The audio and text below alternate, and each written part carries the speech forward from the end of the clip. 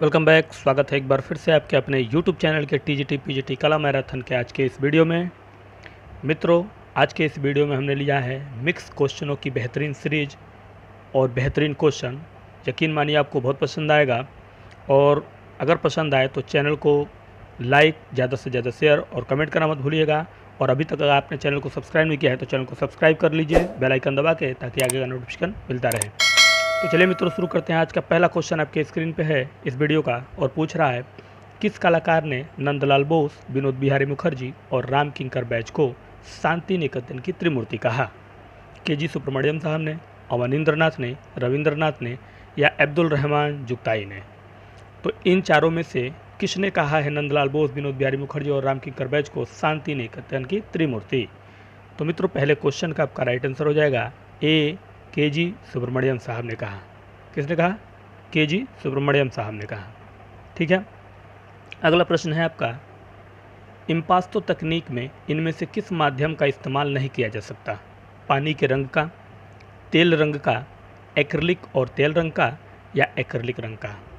तो जो इम्पास्टो तकनीक है उसका जो है, इनमें से कौन से माध्यम का इस्तेमाल नहीं किया जाता उसमें? तो मित्रों, दूसरे का जो आपका राइट आंसर हो जाएगा वो हो जाएगा ए, पानी के रंग का इस्तेमाल इम्पास्टो तकनीक में नहीं किया जा सकता। ठीक है। अगला प्रश्न देखिएगा आपका क्या कह रहा है। अगला प्रश्न कह रहा है कि आधुनिक भारतीय चित्रकारों में लोक कला से प्रभावित कलाकार हैं नंदलाल बसु, कनु देसाई, यामिनी रंजन राय साहब या मुकुल डे? तो आधुनिक भारतीय चित्रकारों में इनमें से कौन है जो लोक कला से प्रभावित कलाकार हैं? तो मित्रों, वो कलाकार हैं आपके सी, यामिनी रंजन राय साहब। कौन है? यामिनी रंजन राय साहब। ठीक है। अगला प्रश्न देखिए आपका क्या पूछ रहा है। इसको थोड़ा छोटा करिए, दिखाई नहीं दे रहा है ऊपर से प्रश्न। चलिए, अब दिख रहा होगा। कह रहा है कि किस आधुनिक भारतीय चित्रकार ने के रेखांकन पहली नज़र में ठोस काले विस्तार के रूप में दिखते हैं? राजकुमार, ये देखिएगा राजकुमार नहीं है, राम कुमार है, ये म होगा। ठीक है। राम कुमार, नंदलाल बसु, दयावच चावड़ा या जयराम पटेल? तो इनमें से वो कौन सा भारतीय आधुनिक चित्रकार है जिसके रेखांकन पहली नज़र में ठोस काले विस्तार के रूप में दिखते हैं? तो मित्रों, इस क्वेश्चन का आपका राइट आंसर हो जाएगा डी, जयराम पटेल। कौन है? जयराम पटेल। अगला प्रश्न आपसे पूछ रहा है, किस चित्रकार ने गढ़वाल शैली में गोवर्धन धारण नामक प्रसिद्ध चित्र बनाया? मौलाराम ने, निहाल चंद ने, नैनसुख या भानुदत्त ने? तो इन चारों में से वो चित्रकार कौन है जिसने गढ़वाल शैली में गोवर्धन धारण नामक प्रसिद्ध चित्र बनाया है? तो इस क्वेश्चन का आपका राइट आंसर हो जाएगा ए, मौलाराम। कौन है?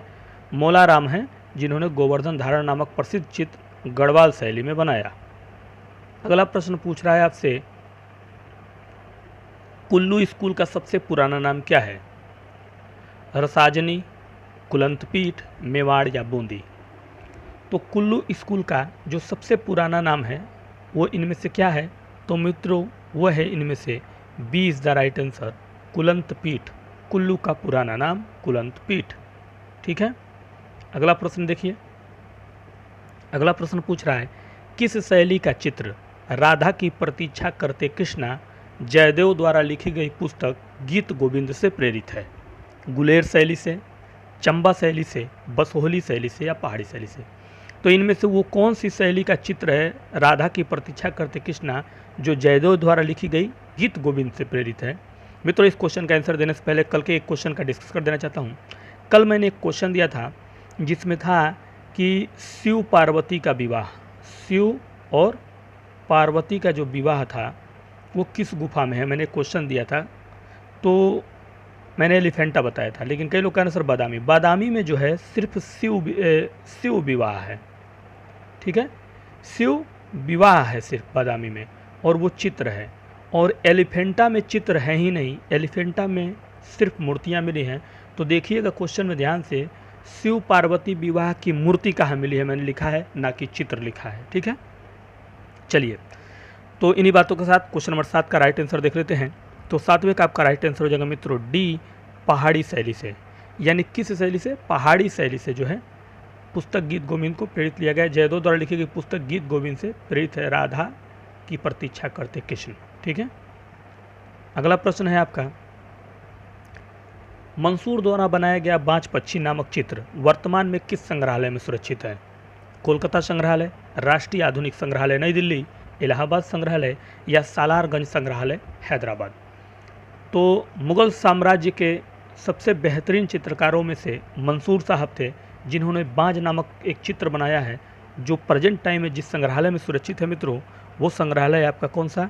ए, कोलकाता संग्रहालय। कौन है? कोलकाता संग्रहालय। A is the right answer. ठीक है, अगला प्रश्न देखिएगा आपको क्या पूछ रहा है।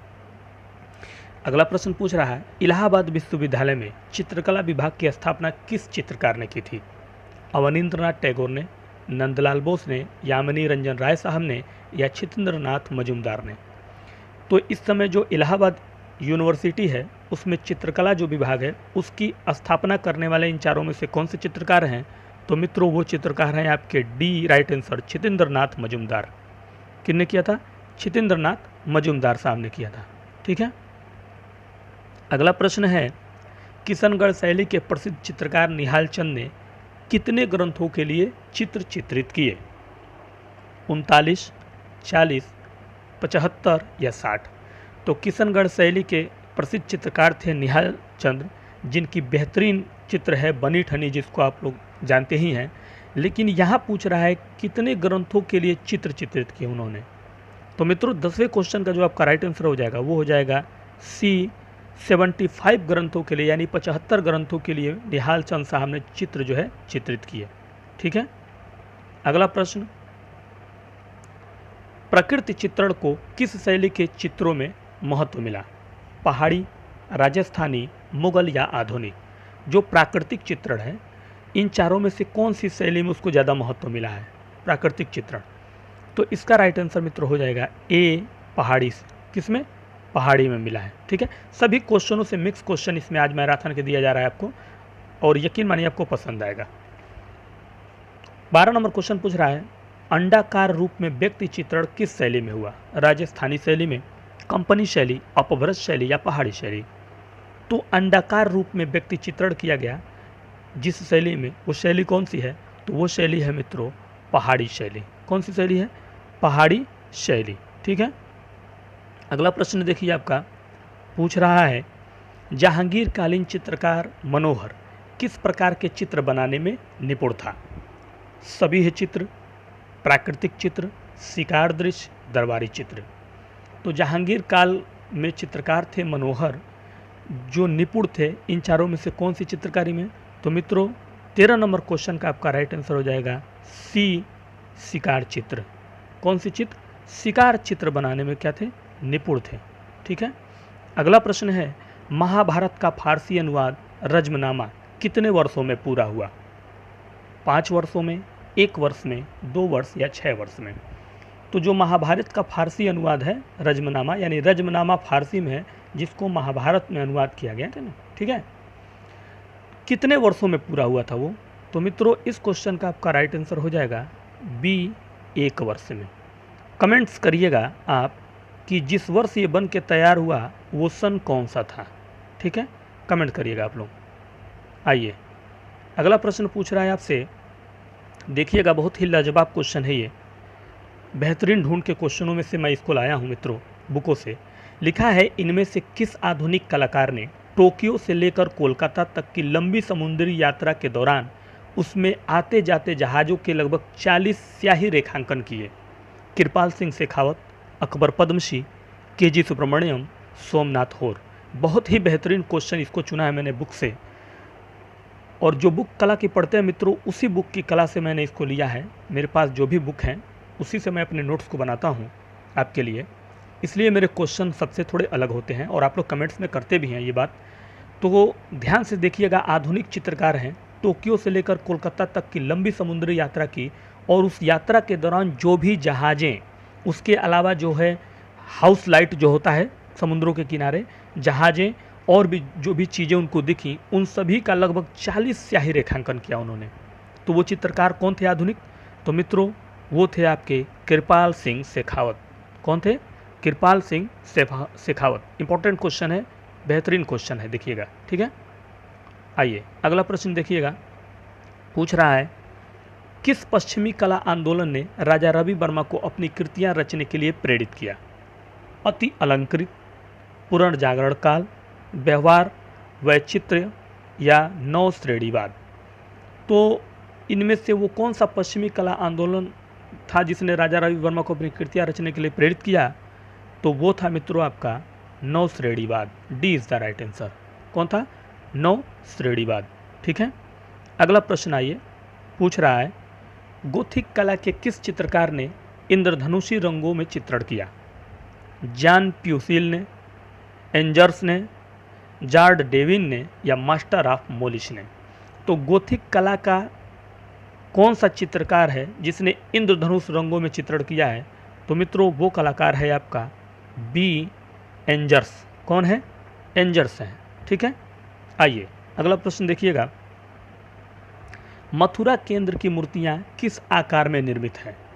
वर्गाकार में, त्रिभुजाकार में, आयताकार में या गोलाई में? तो जो मथुरा केंद्र की मूर्तियां हैं वो किस आकार में निर्मित है मित्रों? तो मित्रों वो आपकी निर्मित है गोलाई में। किस में है? गोलाई में। ठीक है, आइए अगला प्रश्न देखते हैं क्या पूछ रहा है आपका। अगला प्रश्न है हमारा, इनमें से एक्शन पेंटर कौन है? जैक्सन पोलाक, गोसे, देगा या जेम्स एंसर? तो एक्शन पेंटर के रूप में इन चारों कलाकारों में से किसे जाना जाता है? तो मित्रों वो जाना जाता है आपको ए जैक्सन पोलाक को। एक्शन पेंटर जैक्सन पोलाक को कहा जाता है। ठीक है, अगला प्रश्न देखिएगा क्या पूछ रहा है। अगला प्रश्न हमारा पूछ रहा है मृतकों की पुस्तक किस काल में लिखी गई? जिसको आप कहते हैं मृतकों का टीला। याद होगा मोहनजोदाड़ो को कहते हैं मृतकों का टीला। तो मृतकों की पुस्तक किस काल में लिखी गई? प्रागैतिहासिक काल, मिस्र काल, यूनान काल या रोमन काल? तो मित्रों मृतकों की जो पुस्तक लिखी गई वो काल आपका कौन सा था? वो था मित्रों आपका मिस्र काल। कौन सा था? मिस्र का काल। ठीक है, आइए अगला प्रश्न पूछ रहा है दाखिल दरवाज़ा कहाँ स्थित है? जयपुर में, दिल्ली में, आगरा या गौर में? दाखिल दरवाज़ा इन चारों में से कहाँ स्थित है? तो वो स्थित है मित्रों आपका गौर में। D is the right answer.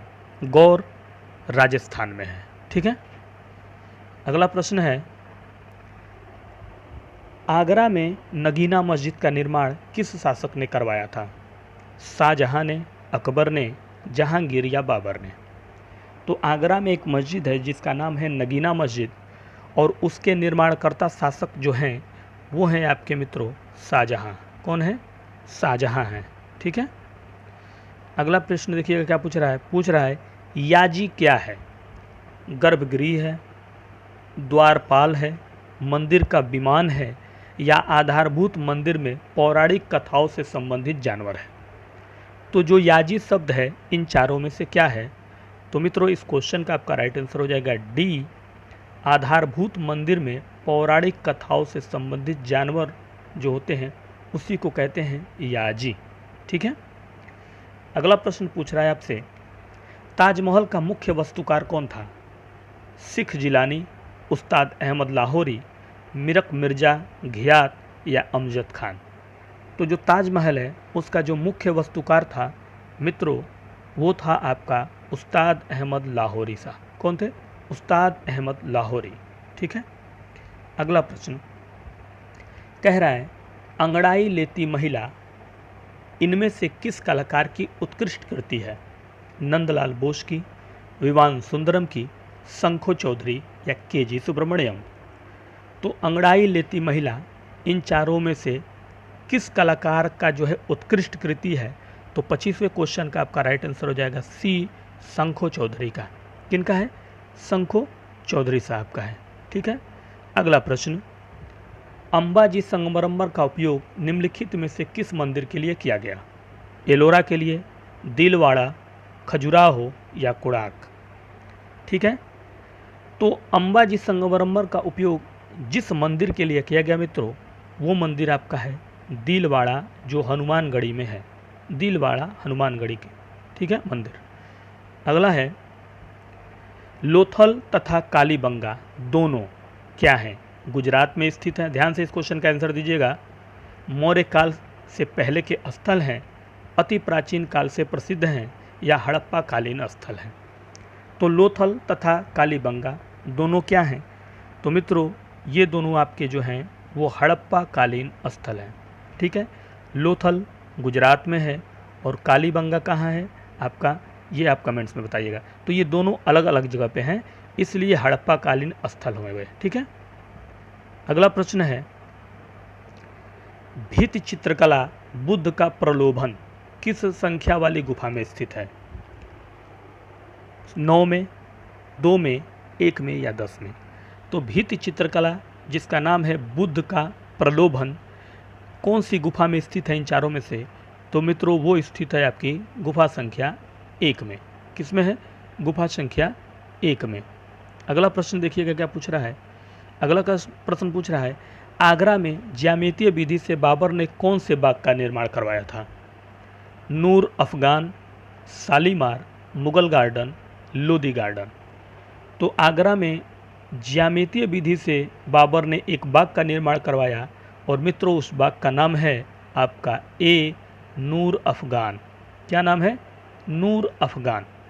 इसको एक नाम से और भी जाना जाता है, कमेंट्स करके बताइएगा कि किस नाम से इस बाग को एक और नाम से जाना जाता है। नूर अफगान जो बाग है उसे एक और नाम से जाना जाता है, कौन सा नाम है वो? और मित्रों इस मैराथन के मिक्स क्वेश्चन के बेहतरीन प्रश्नों का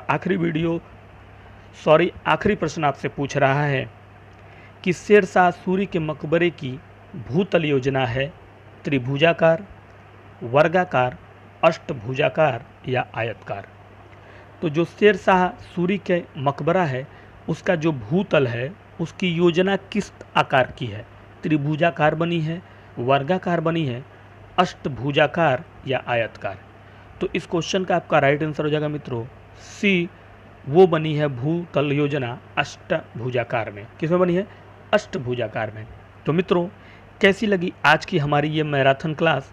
कमेंट्स बॉक्स में बताइएगा, और पसंद आया हो तो बस हमारे मेहनत का एक लाइक चाहिए आपसे, और शेयर कर दीजिए जो कोई भी आपके तैयारी करने वाले और भी हैं उनके लिए, और एक प्यारा सा कमेंट कर दीजिए। कोई भी डाउट हो वो कमेंट्स कर लीजिए, उसके लिए डिस्कशन हो ही जाता है वीडियो में या फिर कमेंट्स बॉक्स के टेक्स्ट में। तो मित्रों आज के लिए दीजिए इजाज़त, कल फिर मिलेंगे इसी समय इसी टाइम लेकर कुछ और बेहतरीन क्वेश्चनों के सीरीज। तब तक के लिए दीजिए इजाज़त, नमस्कार।